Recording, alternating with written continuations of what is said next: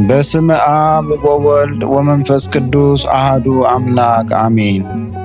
ሐምሌ 2 ቀን የሚከበሩ የቅዱሳን በዓላት፦ ቅዱስ ታዲዮስ ሐዋርያ።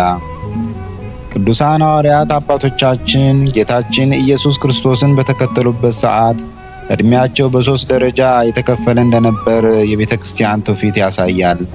እንደ ዮሐንስ ወንጌላዊ ያሉት በ20ዎቹ ውስጥ፣ ቅዱስ ታዲዮስን የመሰሉት ደግሞ በ30ና በ40ዎቹ ውስጥ የነበሩ ሲሆን እነ ቅዱስ ጴጥሮስ ደግሞ በ50ዎቹ ውስጥ የሚገኙ ነበሩ።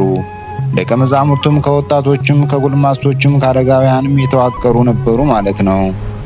ቅዱስ ታዲዮስ በቀደመ ስሙ ልብድዮስ ይባል የነበረ ሲሆን በአንዳንድ መጻሕፍት ውስጥ በተለይ በምስራቅ ኦርቶዶክሶች ስምዖንና ይሁዳ እየተባለም ተጠርተዋል። ቅዱሱ ጌታችንን ተከትሎ ከ12ቱ አንዱ ሆኖ በፈጣሪው ተመርጦ 3 ዓመት ከ3 ወር ከጌታ እግር ተምሮ በእርገቱ ተባርኮ በበዓለ ሃምሳም 71 ልሳናትን ተቀብሎ ሐዋርያ ዕጣ ሲጣጣሉ የበኩሉን አህጉረ ስብከት ተካፍሎ ዓለምን ዙሯል። ቅዱስ ታዲዮስ አንድ ቀን ከሊቀ ሐዋርያት ቅዱስ ጴጥሮስ ጋር ወደ አንዲት ሀገር ይገባሉ። ታዲያ ለቀናት ያለ ምግብ ወንጌልን ሲሰብኩ ቆይተው ነበርና ደጎቹ ሐዋርያት ራባቸው። ወደ ከተማው ሳይገቡ አንድ ሽማግሌ ሲያርስ አይተው ሰላምታን ሰጡትና እባክህ እርቦናልና አብላን አሉት። እርሱም ምንም ወገኑ ከአሕዛብ ቢሆን አሳዝነውት በሬዎቹን ሳይፈታ እየሮጠ ሄደ። ያን ጊዜ ቅዱስ ታዲዮስ ሊቀ ሐዋርያትን እርሱ እስኪመጣ ለምን አናርስም አለው። ሁለቱ ተነስተው ታዲዮስ ሞፈር፣ ጴጥሮስ ደግሞ ስንዴውን ያዘ። ቅዱሳኑ እየዘሩ ያረሱት ሰውየው ምግብ ይዞ እስኪመጣ አድጎ አፍርቶ እሸት ሆኖ ቆየው።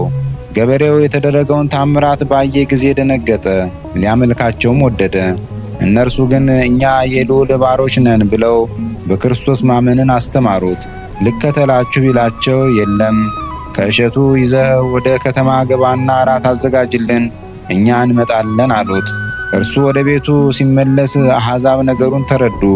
ተሰብስበውም እነዚህ የክርስቶስ ደቀ መዛሙርት እሳትም ሰይፍም አይበግራቸውም ብለው ወደ ከተማ እንዳይገቡ ከበሩ ላይ ራቁቷን የሆነች ዘማ አቆሙ። ቅዱስ ታዲዮስ ገና ከርቀት ስላያት ቀና ብሎ ቅዱስ ሚካኤልን እርዳን አለው። ሊቀ መላእክትም ድንገት ወርዶ ዘማዋን ሴት በፀጉሯ በአየር ላይ ሰቀላት። በከተማዋ ያሉ አሕዛብ ይህንና ሌሎችን ታምራትን አይተው ሁሉም በጌታችን አምነው ተጠመቁ፣ ለሐዋርያቱም ሰገዱላቸው። አንድ ቀን ግን አንድ ጎረምሳ ባለጠጋ ቅዱስ ታዲዮስ ሀብት ንብረታችሁን መጽውቱ ሲል ሰምቶት ዘሎ የሐዋርያውን ጉሮሮ አንቆ ከሞት አድርሶት ነበር። ያን ጊዜ ጌታዬ ለካ ሀብታም ከሚጸድቅ ግመል በመርፌ ቀዳዳ ቢያልፍ ይቀላል ያልክ ለዚህ ነው ብሏል። ባለጠጋው እንዴት ይሆናል ቢለው መርፌ አሰርቶ ግመሉን ከነባለቤቱ በሰው ሁሉ ፊት 3 ጊዜ አሳልፎታል። ያም ማለት ጌታችን እንዳለው በሰው ዘንድ የማይቻለው በእግዚአብሔር ዘንድ ይቻላል። የማርቆስ ወንጌል ምዕራፍ 10 ቁጥር 23። በዚህ ምክንያት ያ ክፉ ባለጸጋ ወደ ልቦናው ተመልሶ ከቅዱስ ታዲዮስ እግር ስር ወደቀ። ሐዋርያውም አለው ሀብትህን ለነዳያን ስጥ፣ ይህንንም በትር እንካና እየዞርክ ወንጌለ መንግሥትን ስበክ። ባለጸጋውም የተባለውን ሁሉ ፈጽሞ በክብር አርፏል። ቅዱሳኑ ታዲዮስና ጴጥሮስ ግን በሀገሪቱ አብያተ ክርስቲያናትን አንጸው ካህናቱን ሹመው ያችን በአየር ላይ የሰቀሏትን ዘማም የተባረከች መበለት አድርገው በሌሎች አህጉራት ወንጌልን ለማዳረስ ወጥተዋል። ቅዱስ ታዲዮስ እስከ እርጅናው ድረስ ለወንጌል ሲተጋ ኑሯል። ጌታችንም በየጊዜው በአካል እየተገለጸ አጽናንቶታል። ከብዙ የድካምና የመከራ ዘመናት በኋላም በዚች ቀን አርፏል። ጌታችን ኢየሱስ ክርስቶስ ከቅዱሱ ሐዋርያ በረከቱን ይክፈለን። ሐምሌ 2 ቀን የሚከበሩ ዓመታዊ የቅዱሳን በዓላት፦ ቅዱስ ታዲዮስ ሐዋርያ ከ12ቱ ሐዋርያት።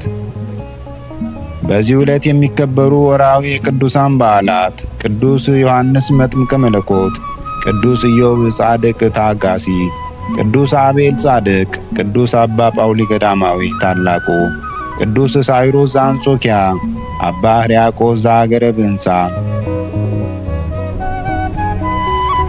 ቅዱሳኑን የሚመለከት ከመጽሐፍ ቅዱስ የተወሰደ ጥቅስ የማርቆስ ወንጌል ምዕራፍ 10 ከቁጥር 23 እስከ 28።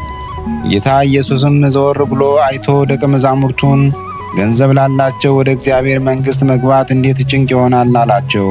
ደቀ መዛሙርቱም እነዚህን ቃሎች አደነቁ። ጌታ ኢየሱስም ደግሞ መልሶ ልጆች ሆይ በገንዘብ ለሚታመኑ ወደ እግዚአብሔር መንግሥት መግባት እንዴት ጭንቅ ነው።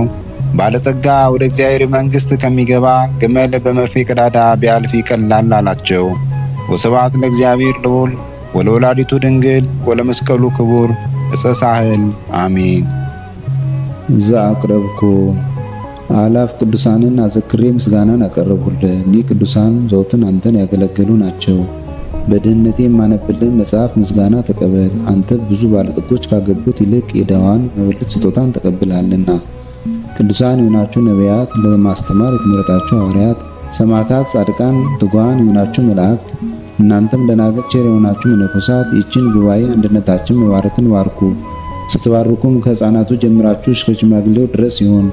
በብራና በወረቀት የጻፈውን ሊያስደርስ በገንዘብ ዋሽቶ ያጻፈውን አምኖ ያነበበውን ወደ ሌላ ልሳንም የተረጎመውንም በዝነ ልቦና አምኖ የሰማውን ከጠብ ከክርክር ከመከራ ከችግር በምትሰውር በእናቱ በማርያም ጸሎት ኢየሱስ ክርስቶስ ሁላችን አንድ ላይ ይማረን፣ ቅዱስ መንፈሱንም ይላክልን ከዛሬ ጀምሮ ለዘላለሙ ዳግመኛ እስኪመጣ ድረስ አሜን።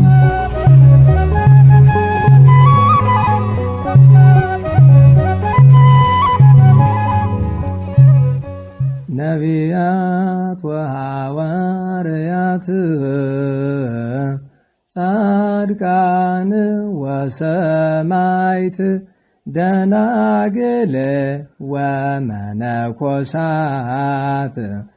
አይሩግ ወሕፃናት ገዳማውያን ወሊቃውንት ሰአሉ ለነ ኩልክሙ ቅድመ መንበሩ ለጸባኦት